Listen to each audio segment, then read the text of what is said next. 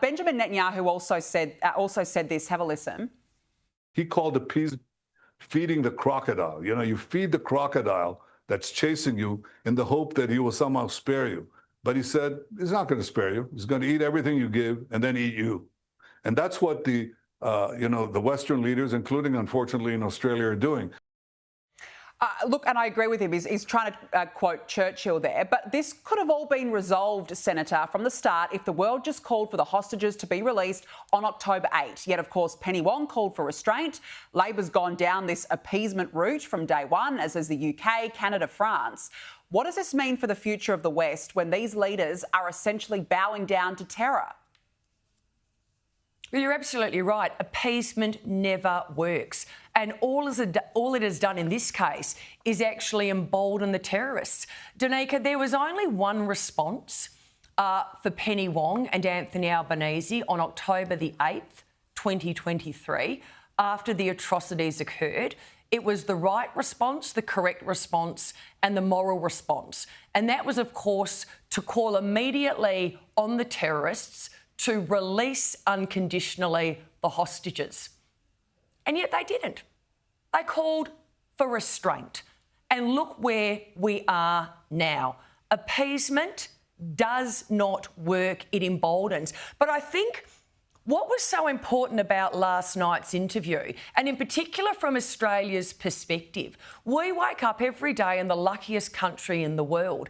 And I think we're almost starting to take for granted the fact that we are a country that abides by the rule of law. We are a country that has democratic elections. We are a country that has freedom of speech, that has freedom of the press.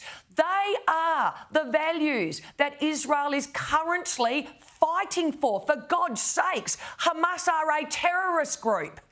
They do not share those same values. Mr Albanese and Penny Wong, they will go down in history as people who did not fight for the fundamental freedoms that we live and breathe in Australia on a daily basis. Danica, this cannot end well for Australia ultimately. You reward terrorists who don't just not share your values, they fundamentally oppose them and fight against them. Again, that's the country we now live in under Anthony Albanese and Penny Wong. Yeah, I agree. And I actually think this re-elected Albo is more dangerous than the first. This radical agenda is just getting fundamentally worse, and our values are being eroded day by day by these dreadful, morally bankrupt decisions that we're seeing play out. Now, before we let you go, I just want to ask you about Chinese spies, because concerns have been raised about the influence of the Chinese Communist Party after the director of Chinese property developer Country Garden Australia said he could pay party officials to access the WeChat messages of his staff in Sydney and in Melbourne. How concerned should we be about this? Well, I saw those reports and they are concerning. I mean, any company that operates in Australia, it doesn't matter where the company is headquartered.